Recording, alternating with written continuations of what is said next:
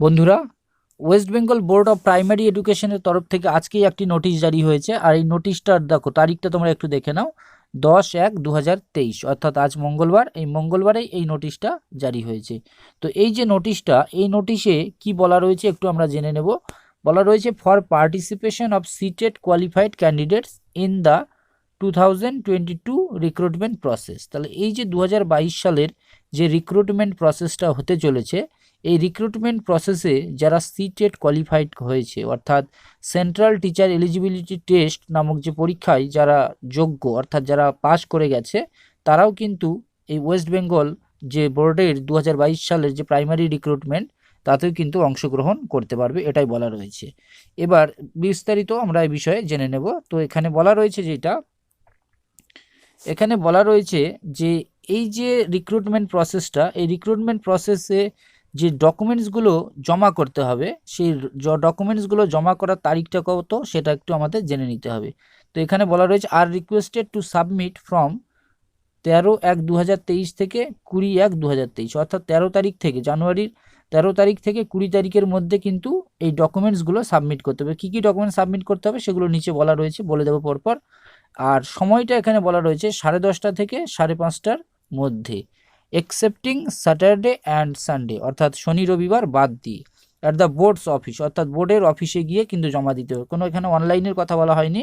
At the boards office, বোর্ডের অফিসে, যেটা অবস্থিত অর্থাৎ লোকেটেড অ্যাট আচার্য প্রফুল্লচন্দ্র ভবন, অর্থাৎ এপিসি ভবনে, DK 7/1 সল্টলেক সেক্টর 2, অর্থাৎ সল্টলেক সেক্টর 2-তে রয়েছে যেটা। এবার তারপরে এখানে পিন নাম্বারটা দেওয়া রয়েছে। এবার কী কী ডকুমেন্টস সঙ্গে নিয়ে যেতে হবে তার একটা লিস্ট এখানে পরপর দেওয়া রয়েছে। তবে তারিখটা অবশ্যই মনে রাখতে হবে, 13-1-2023 থেকে 20-1-2023 কিন্তু এইটা। এরপরে আমাদের যে ডকুমেন্টসের কথাটা বলা রয়েছে সেটা একটু বলে দিই।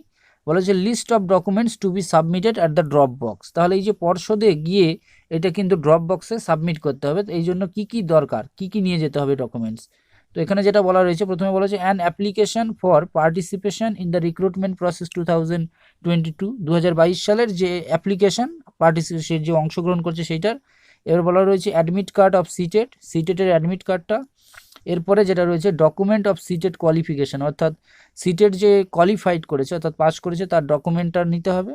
এরপরে যেটা বলা রয়েছে অ্যাডমিট কার্ড অফ মাধ্যমিক পরীক্ষা অথবা সার্টিফিকেট, যেটা এস প্রুফের জন্য প্রয়োজন, এটা নিতে হবে। এরপরে যেটা রয়েছে 5 নম্বরে marksheet and certificate of 2 year DElEd অথবা ডিএড অথবা special education, BEd special education, BEd BPEd at the equivalent examination. তাহলে এগুলো লাগবে। এবার 6 নম্বর যেটা বলা হচ্ছে সেটা হচ্ছে কাস্ট সার্টিফিকেট, অর্থাৎ SC ST OBC A B, এগুলোর যে যদি কাস্ট সার্টিফিকেট কারো থাকে তাহলে সেই কাস্ট সার্টিফিকেটটা অবশ্যই নিয়ে যেতে হবে, যেটা ইস্যু করা হয়েছে by competent government authority if applicable, মানে যদি প্রযোজ্য হয় তবেই।